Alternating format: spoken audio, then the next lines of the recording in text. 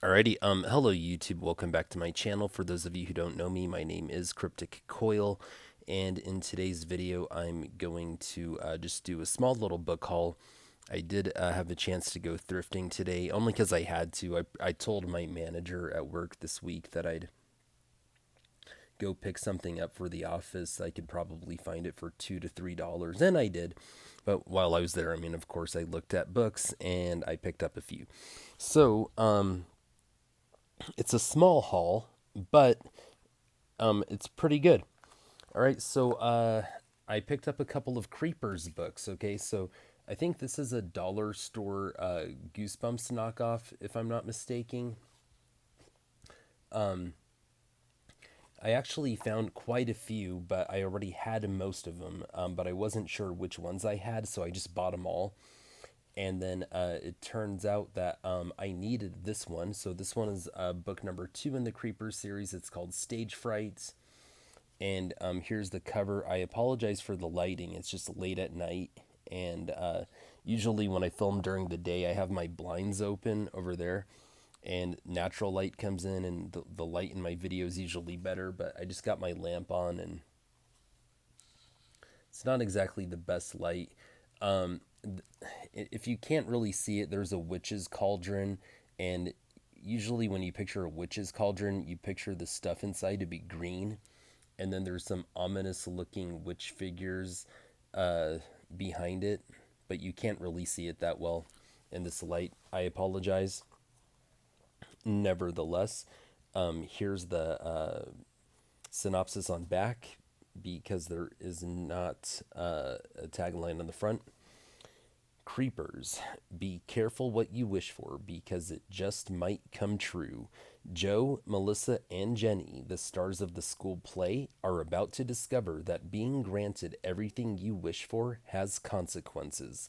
When the girls come face to face with the real witches from the play and a mysterious ghost from the past, the three friends realize they must do whatever they can to stop the witches' evil plan.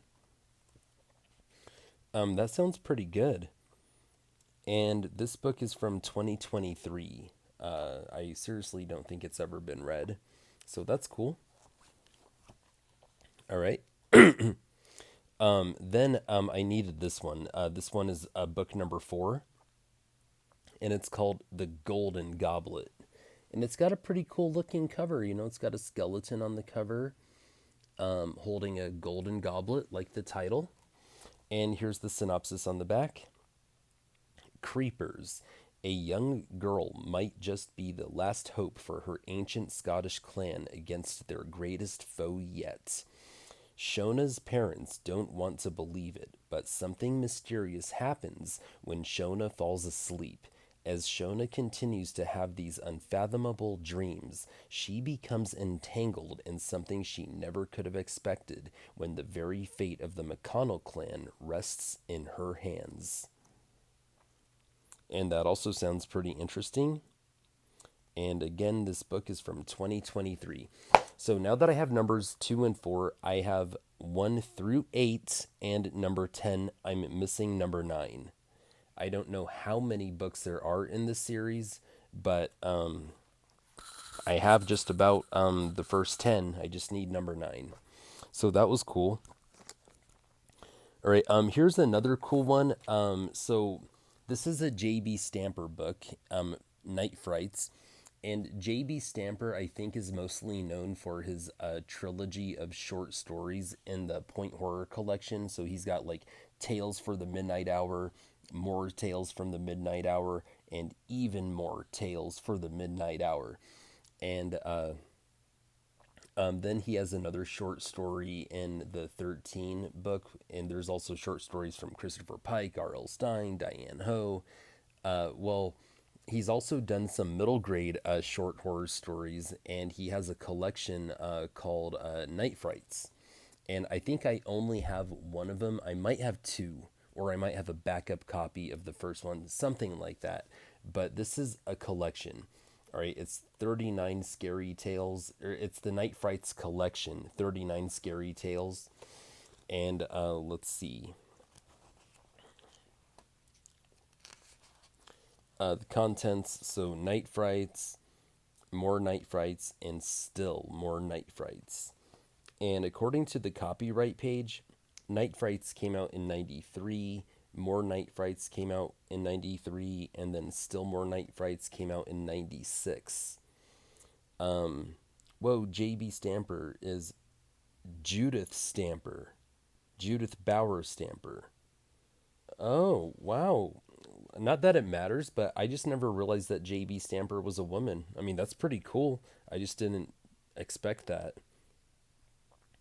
And then this compilation printing is from 2006. Wow, so this is almost vintage.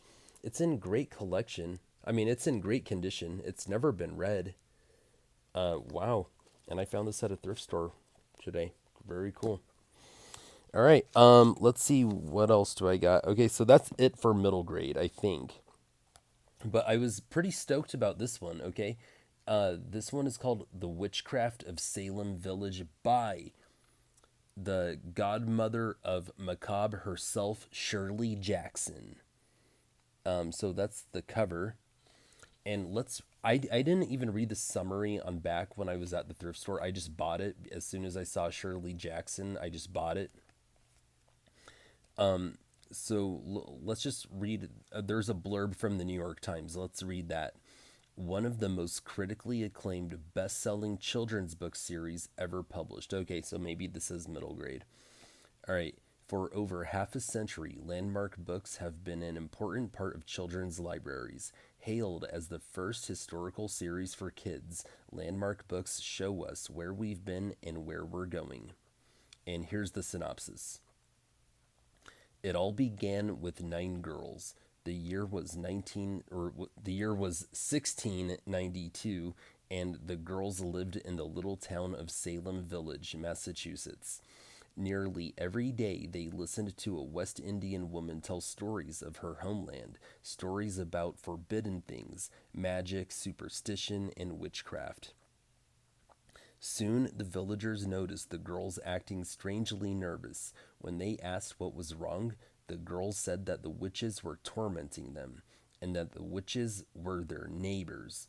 Before it was all over, one innocent person after another was tried, convicted, and hanged in one of the most horrifying episodes in American history. Grade 6 and up. This sounds interesting.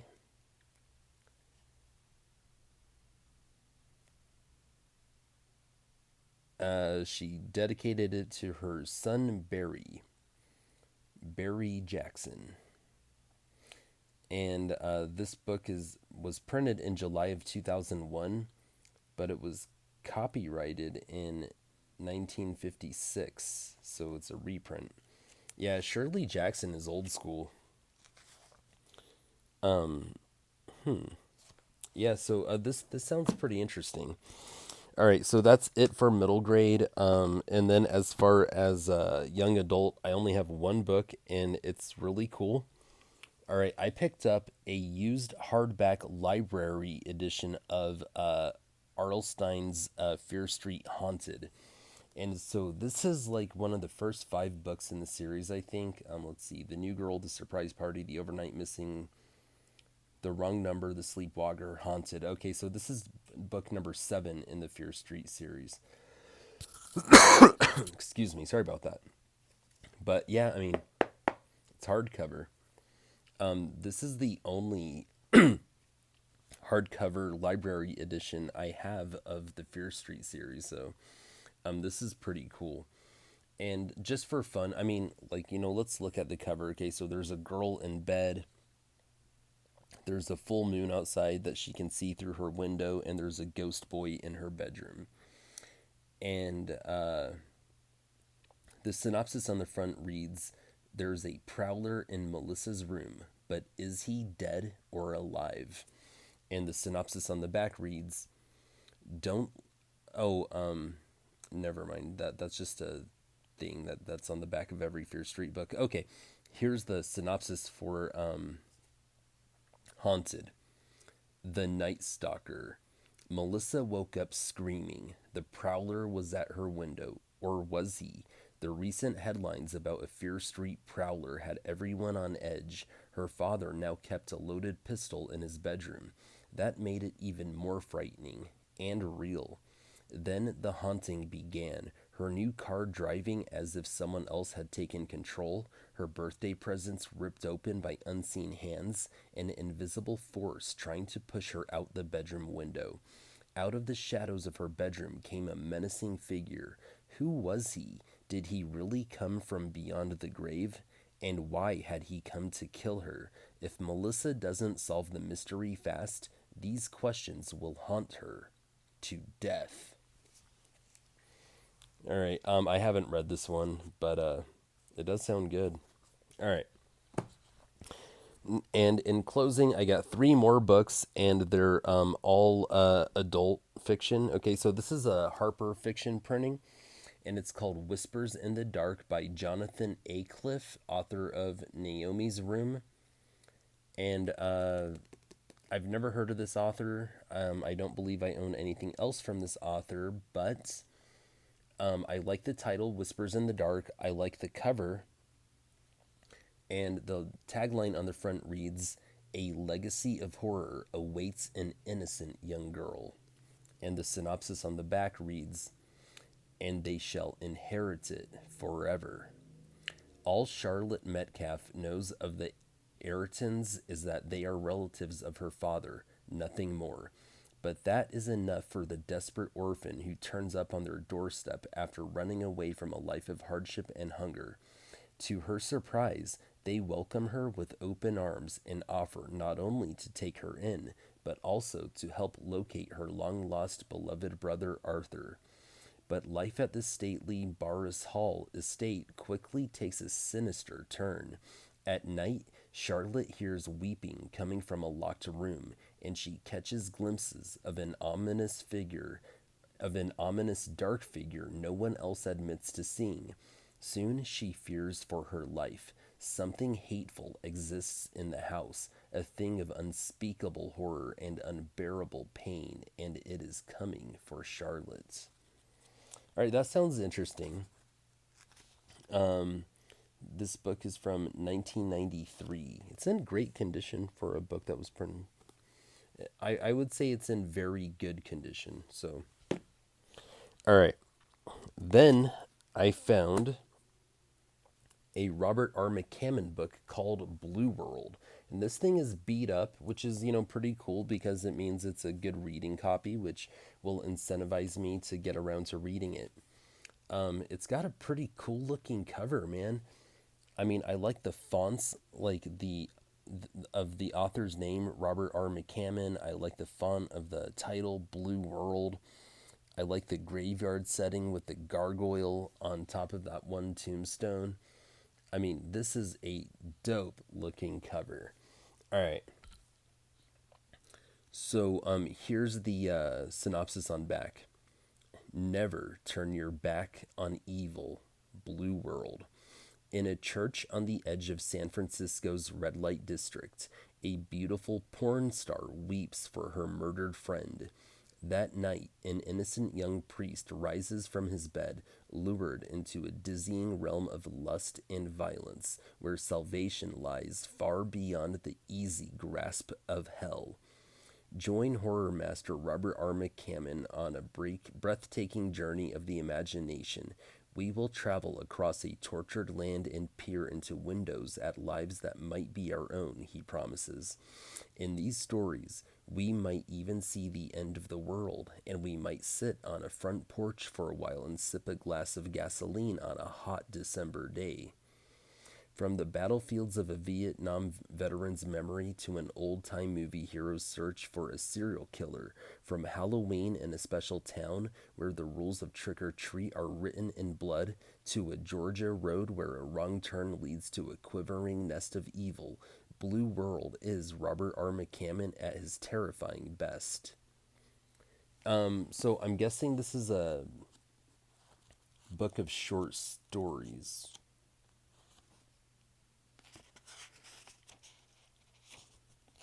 And I mean, it looks that way.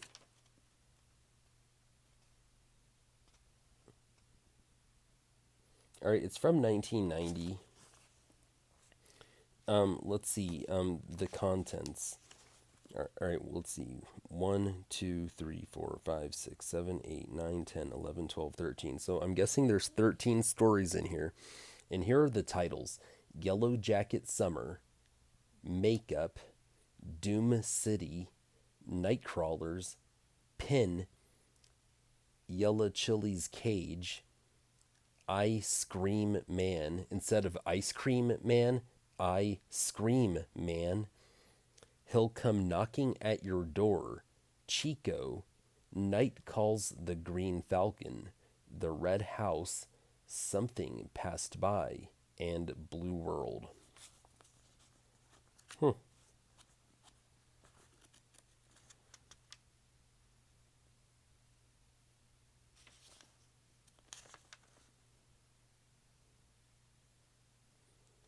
Uh, that's interesting. I thought this was going to be a novel, but I seriously think it's a short story.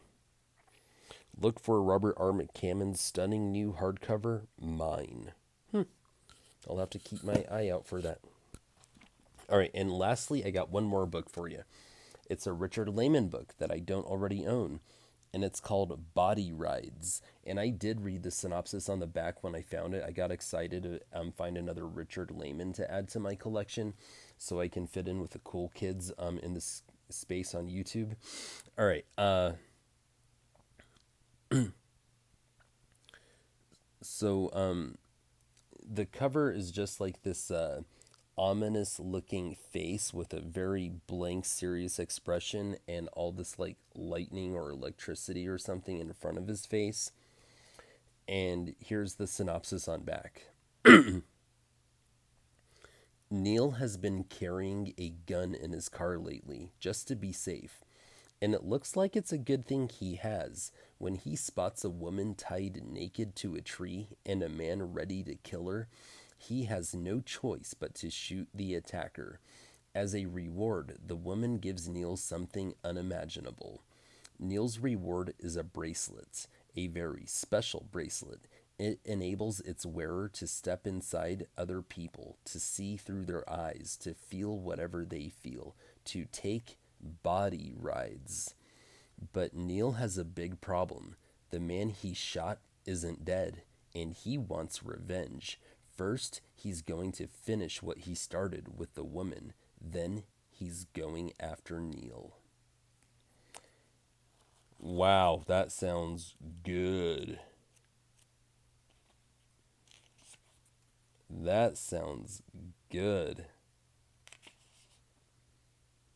And this is from 2004. All right, I am very curious about this one. Very curious. I think that this was a pretty good little haul. But this Richard Lehman one has me excited. I'm definitely gonna have to check it out. I'm gonna have to like check out. There's a couple of videos. There's like one video where this one dude has all the Richard Lehman books ranked, and then there's a few other videos of people that have like their top 5 Richard Lehman books. I need to find out if anybody has this like in their top 5 because that sounds good. I want to know what the general consensus is of that one because wow, that just sounds like a fun ride. No pun intended. All right, well, thank you guys for watching. I hope you enjoyed this one. Horns up, peace out.